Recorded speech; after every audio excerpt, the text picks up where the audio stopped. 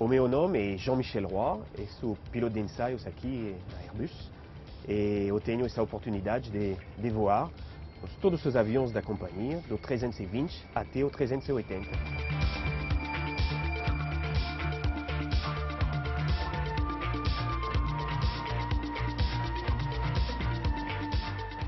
O desenho de um avião é uma história de 7 anos, do início até a certificação. E para nós pilotos é muito importante de ser ao início para participar no design do avião e para ajudar os engenheiros do desenho a fazer o melhor avião possível.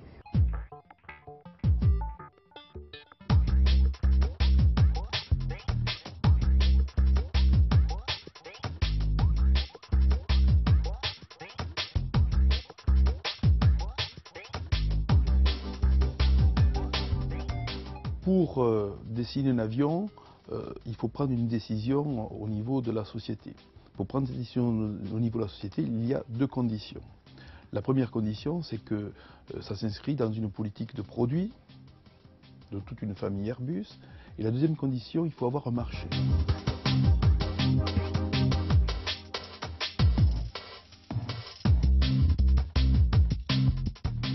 La deuxième chose qui est importante pour pouvoir dessiner un avion, il faut considérer des critères de conception. Pour l'A380 par exemple, le premier critère ça a été la croissance du trafic aérien. Le deuxième critère ça a été la saturation des aéroports de l'espace aérien. Le troisième critère ça a été les problèmes d'environnement en général. Et le quatrième critère, ça a été les données économiques pour les compagnies aériennes et les passagers. Donc la première chose qui est importante, c'est dessiner le fuselage, avoir une architecture du fuselage. Donc, quand on les contraint par la place, il n'y a pas de secret. C'est comme les bus, c'est comme les bateaux, c'est comme les trains, c'est comme les bâtiments de construction pour des bureaux ou des habitations. Quand on est contraint par l'espace, on croît en hauteur. C'est la raison pour laquelle le 380 a en fait 2 cabines double couloir de très grande dimension pour cette contrainte d'espace.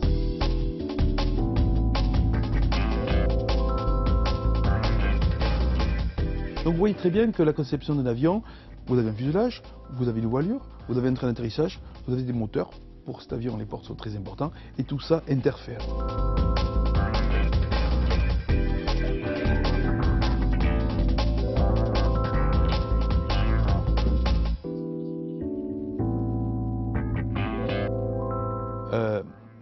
Pour dessiner un avion tel que l'A380, au début du projet, on a des équipes intégrées, de telle sorte que lorsqu'on décide de l'architecture des tronçons et la manière dont on équipe les tronçons, on tient compte en même temps de la chaîne finale d'assemblage et du mode de transport de ces tronçons.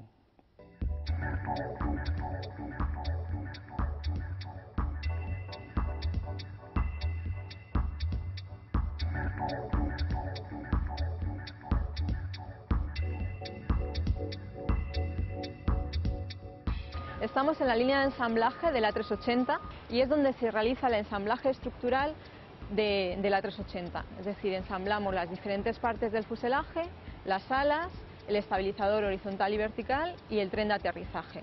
Y todo eso se realiza entre 4 y 5 días. Entonces, aquí veis las alas del avión, es media ala lo que estamos viendo. Aquí acaba de llegar de Gran Bretaña, que es donde se realiza esta parte del avión, y está todavía embalada.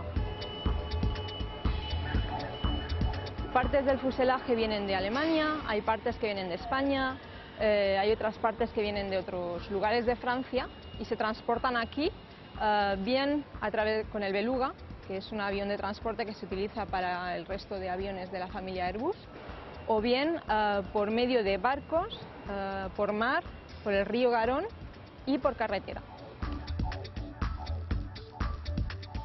Entonces lo que estamos viendo aquí es una estructura que se construyó específicamente para poder ensamblar el A380.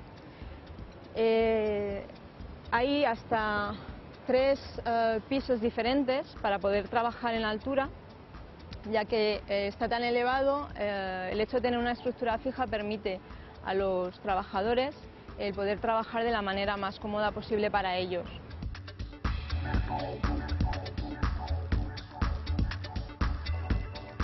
En esta planta trabajan aproximadamente 1.500 personas en periodo normal, pero en el desarrollo de este avión han trabajado unos 6.000 ingenieros y técnicos desde el 96, que se empezó a concebir este avión, hasta el 2007, que fue la entrega del primer avión.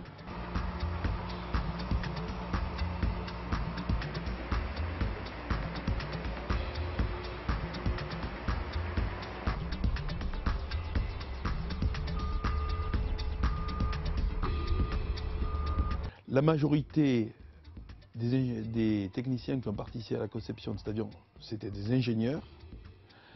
Beaucoup d'ingénieurs ont été recrutés pour les besoins du projet, c'est-à-dire qu'une grande partie de ces ingénieurs étaient de jeunes ingénieurs encadrés par des ingénieurs de très grande expérience et par ce qu'on appelle chez Airbus des architectes, des gens qui ont une vue générale de l'avion.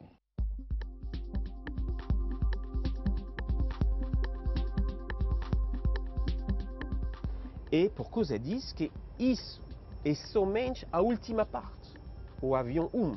Mas antes do avião 1 nós temos simuladores de engenharia, o avião -1, o avião 0, aonde que a maior parte do desenho vai ser validado. Depois nós temos os ensaios em voo, que durante 1 ano e meio são uma período muito crítico, porque nós temos todos os dias que fazer a identificação dos modelos, a validação e depois a apresentação na certificação do avião.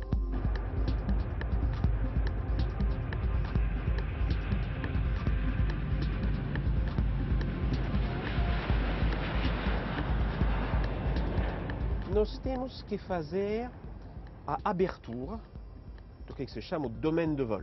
Mas é a verdade que nós temos que ir até as limites, as velocidades mais baixas possíveis, mais altas possíveis, para dar aos nossos pilotos, os pilotos das companhias, um avião que seja seguro e eficiente.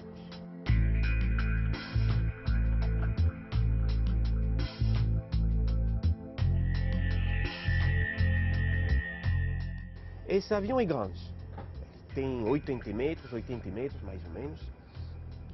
É um avião pesado, 560 tonnes de decolagem, é muito. Mas na verdade, o arte do desenho, o arte da Airbus, foi de deixar esse avião bem parecido com um avião pequeno, como se foi o 320.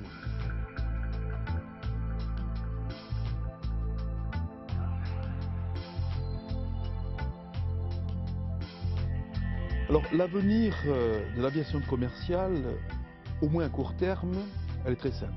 C'est transporter des passagers au moindre coût, au plus bas coût possible, en respectant l'environnement et en offrant aux passagers des services et du confort inégalés, de plus en plus meilleurs.